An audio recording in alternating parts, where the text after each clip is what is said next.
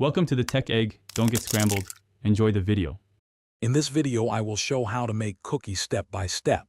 First, gather all your ingredients and necessary equipment.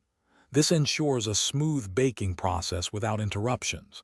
Next, preheat your oven to the temperature specified in your recipe. This is crucial for even baking. Finally, prepare your baking sheets by lining them with parchment paper. This simple step prevents sticking and makes cleanup much easier, setting you up for success. Now let's get to mixing. In a large bowl, cream together your softened butter and sugar until the mixture is light and fluffy. This aeration is key for a tender cookie. Then beat in your eggs, one at a time, making sure each is fully incorporated before adding the next.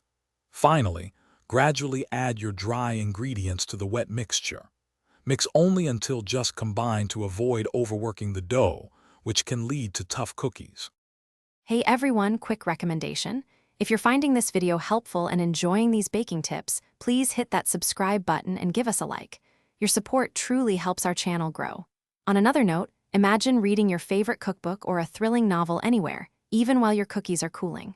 The new Kindle Paperwhite lets you do just that. Check the description below for the link and other great deals. Now, let's get back to the video.